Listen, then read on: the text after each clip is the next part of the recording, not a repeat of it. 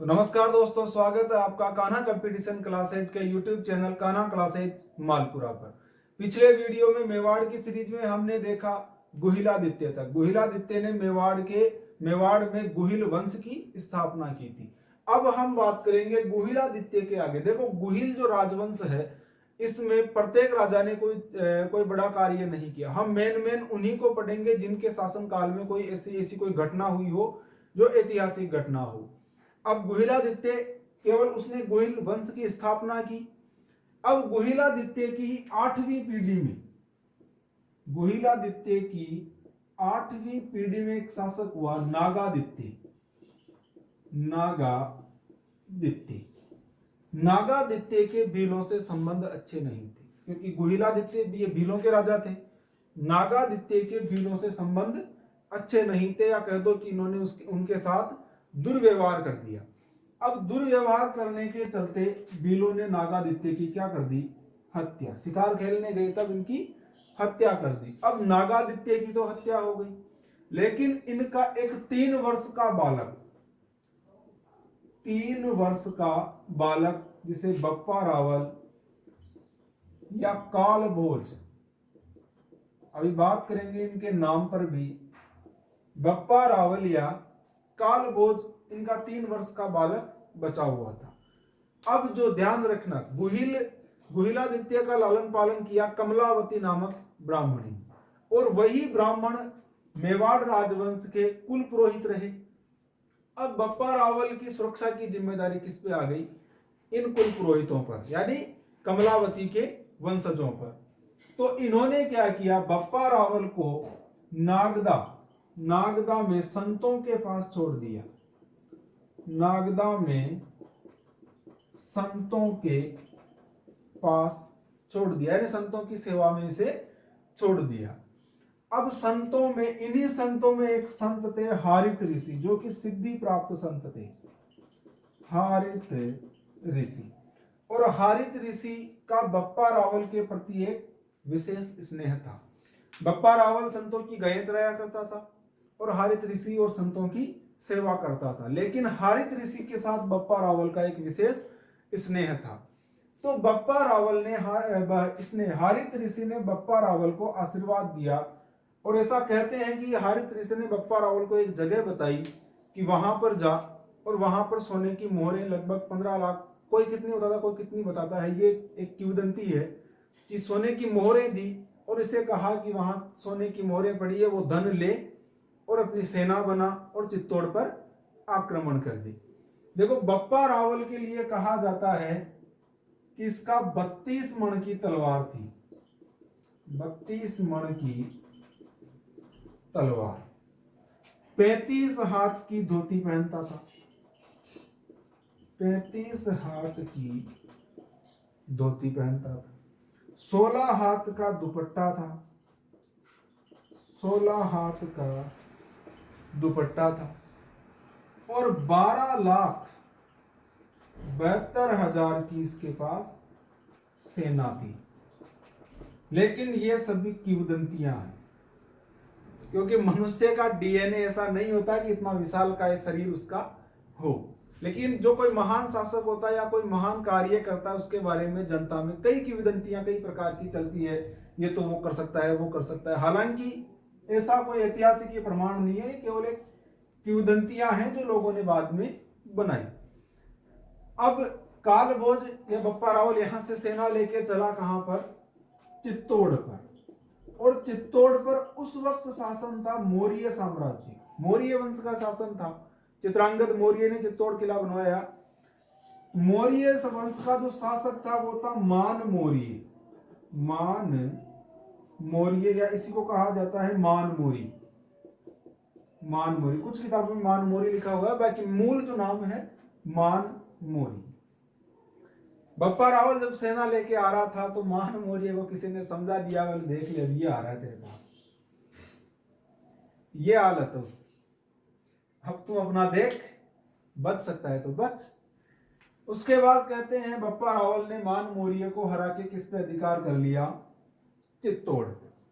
और चित्तौड़ पे अधिकार करने के बाद ये हो गया गुहिल साम्राज्य का वास्तविक संस्थापक। ध्यान रखना, संस्थापक अलग होते हैं और वास्तविक संस्थापक अलग होते हैं। तो गुहिल साम्राज्य का वास्तविक संस्थापक बप्पा रावल को क्या कहा गया? गुहिल साम्राज्य का वास्तविक संस्थापक। साम्राज्य का वास्तविक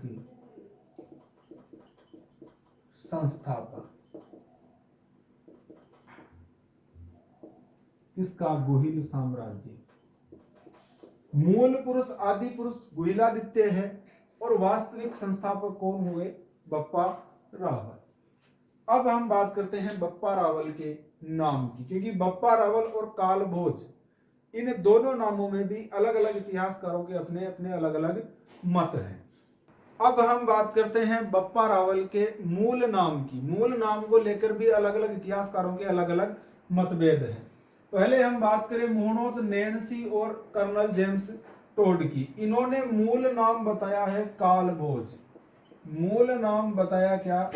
कालभोज। और उपाधि बताई है बप्पा रावल। यानी कर्नल जेम्स टोड और मुहणोत नैन्सी ने कहा है कि बप्पा रावल जो है वो तो इनकी उपाधि है जो हारित ऋषि ने दी थी, और कालभोज इनका मूल नाम है। लेकिन राजस्थान में एक व्यक्ति हुए श्यामल दास, और इनके द्वारा लिखा गया वीर विनोद जो कि बहुत ही प्रसिद्ध है। और इसमें बिल्कुल बात उलट कह दी कि साहब मूल नाम जो है वो तो था बप्पा रावल और उपाधि थी कालभोज। ये थी उनकी उपाधि। यानी श्यामल दास के अनुसार तो मूल नाम बप्पा रावल और उपाधि हो गई कालभोज, और कर्नल जेम्स टोड और मुहणोत नैन्सी के अनुसार मूल नाम था कालभोज और उपाधि हो गई बप्पा रावल।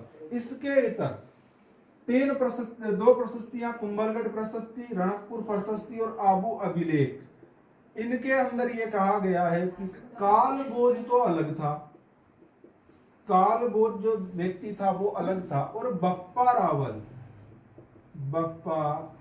रावल ये अलग था। अब यहां पर इन प्रशस्तियों ने अलग अलग बता दिया और इन इतिहासकारों ने अलग अलग बता दिया। हालांकि ये मतभेद है, इतिहासकारों ने अपने अपने स्रोत देखे हैं और उन्हीं के अनुसार इन्होंने बताया है।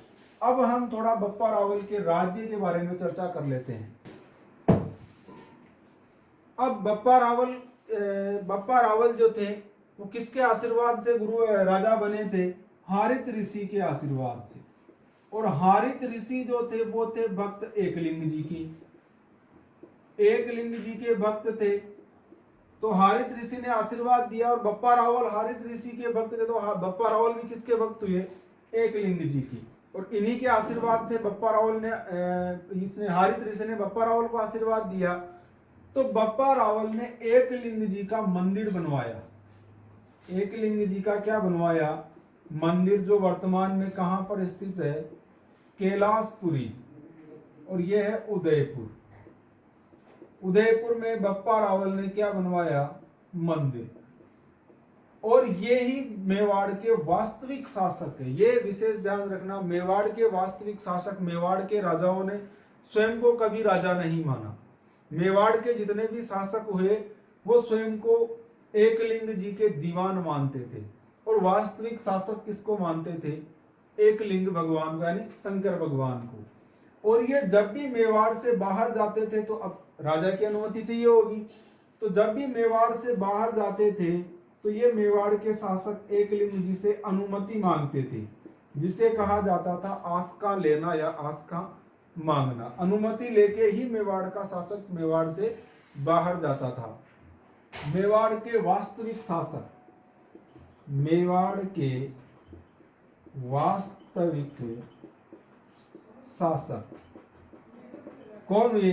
एकलिंग जी। इसके अलावा बप्पा रावल मेवाड़ का प्रथम शासक जिसने मेवाड़ में सोने के सिक्के चलाए। मेवाड़ में सोने के सिक्के चलाए। और इनके सिक्के हमें अजमेर से भी प्राप्त हुए हैं। अब उस सिक्के के ऊपर एक तरफ तो गाय का चित्र था, किसका चित्र है? गाय। उसी के ऊपर सूर्य का चित्र था और उसी पर एक आदमी का चित्र और उसी पर बना हुआ था एक शिवलिंग। अब ऐसा कहते हैं भाई जो शिवलिंग है वो तो एक लिंग जी है, जो गाय है वो हरित ऋषि की गाय है, सूर्य जो है वो सूर्यवंशी है, गोहिल राजवंश, और ये जो आदमी है ये बप्पा रावल है।